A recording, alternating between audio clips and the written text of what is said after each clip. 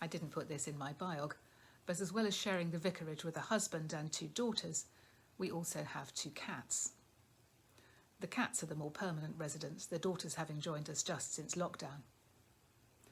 As substitute children, for most of the time, the cats provide me with endless hours of entertainment, as well as opportunities for a little bit of Wikipedia-level research. One of the things I'm really interested in is the slow blink. If you have cats, you'll be familiar with this. I tried to film them doing it, but I wasn't very successful, so here's a photo instead. They are Billy and Winnie. The slow blink is an intentional thing. While I'd been thinking my cats were just a bit tired, it's an easy mistake to make with an animal that spends 85% of its time asleep or resting. Actually, with this blink, they're acknowledging me as a fellow creature that they're not going to fight. Perhaps even someone with whom they live in harmony. It's excusable perhaps to misunderstand the subtleties of cat language, but even with the wide range of verbal communication we humans have available to us, it's still so common to miscommunicate. How often words fail to convey what we mean. It's not just a problem for preachers. We see it in public life. Just think of politicians doing the daily briefings who often get it wrong. This last week or so has been particularly interesting on that count. But we all experience this as we live under the tyranny of autocorrect. Those messages we've sent that predictive text makes unintelligible. Pentecost, today, is a day about communication. The Spirit, poured out on everyone, as we heard in Acts, enables miraculous speech and miraculous hearing. Enables proper communication with God and amongst people. So it's both curious and poignant that this year we celebrate the Church's great festival of communication, separated out in our own homes, gathered together only online. We rely on the gift of human ingenuity in the form of communications technologies to bring us together. In the reading from the prophet Joel, we hear about the promise of the Spirit. Where once God's message was communicated by particular people, prophets like Joel himself, now in this new age, hearing God's words, seeing visions or dreaming dreams given by God, will no longer be limited to the chosen few, but instead the Spirit will be available to all people. Poured out is the phrase Joel uses to emphasize God's generosity here. Joel is careful to include everyone, old and young, male and female, slave and free. No class of person is excluded from this outpouring of the Spirit. It's this way because people will be living in a new kind of relationship with God, one that's in harmony with God's ways and God's thoughts, one where there's no need for mediation of God's words, because God is immediately present. And ye shall know that I am in the midst of Israel, and that I am the Lord your God, and none else, is how the prophet expresses it. Joel is looking forward to a time that is not now, but that's coming. Luke, in the reading we heard from Acts, has Peter pick up and run with Joel's prophecy. Initially, you might see it as a way of explaining how the many different nationalities of people gathered in Jerusalem for Pentecost. Sorry to the person who read this lesson. You may not have signed up for that big list of unpronounceable place names when you volunteered. The Jewish festival of Pentecost is why all those people from all those places in the Jewish diaspora are gathered. From the street, they can hear a bunch of Galilean peasants speaking in a huge variety of languages. They're not drunk, says Peter. They're inspired. The time that Joel foresaw has come. You can hear and understand what I'm saying in your own language because God has, just as he promised, poured out his Spirit this very day. The Spirit transforms Peter's ordinary human words into something extraordinary.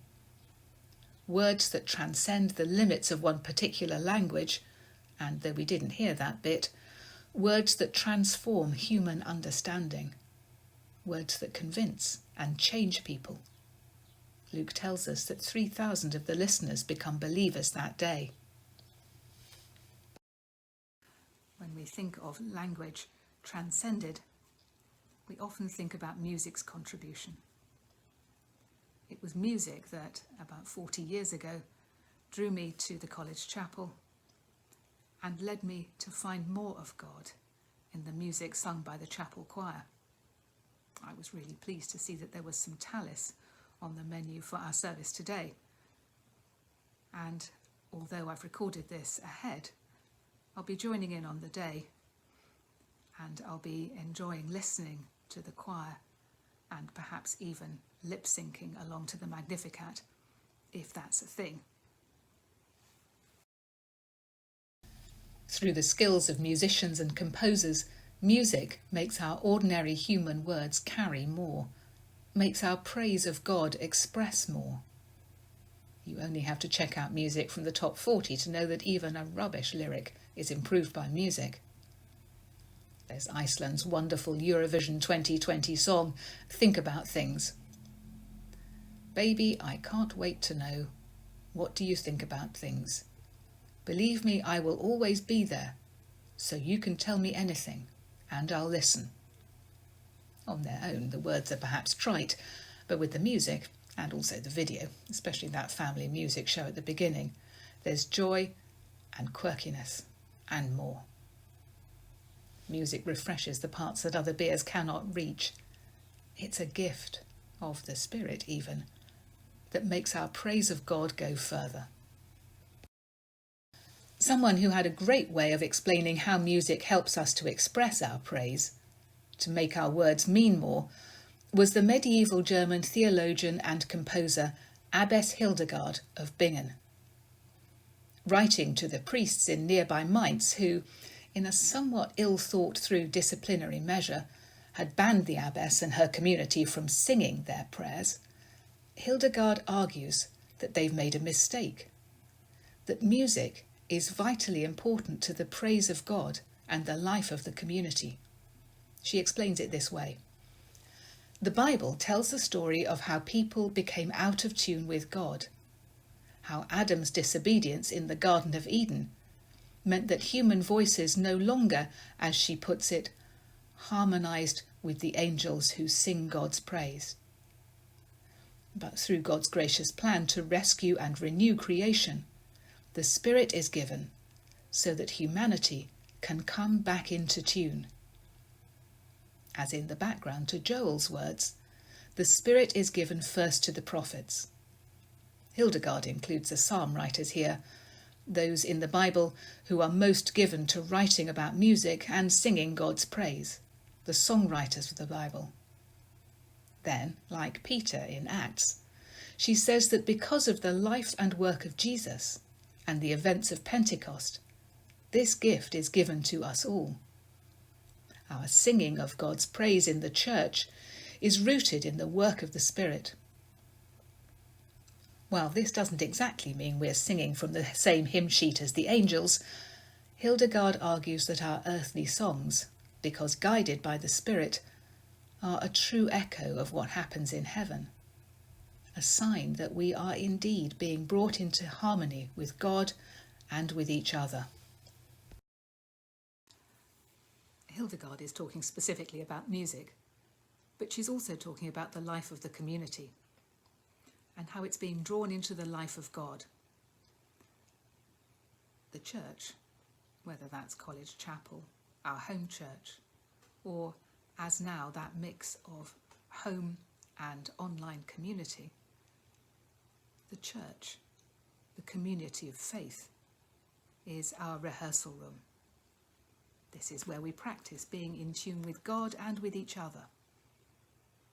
Where, guided by the Spirit, we learn to live differently, to value the different parts that each other plays, to listen to each other and to God, and to communicate rightly with each other and with God. That's hard to do right now, even for digital natives, whose online lives are far more natural or vital than mine.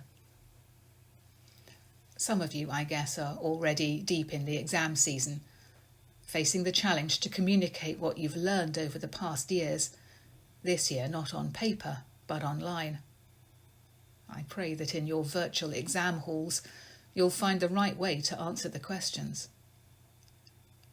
But as we think about our key relationships, there's also the challenge of finding good ways to keep in touch with college friends or those from home, and the challenge of not saying things as much as saying, perhaps simply breathing before we hit send on a message. Just as with music, good communication requires discipline and practice. But with the Spirit's help, as we learn to live in this kind of harmony, its effects don't just improve us, but spill over into society around us, in acts of love and service to our neighbours, and in praise of God, who is Father, Son, and Holy Spirit. Amen.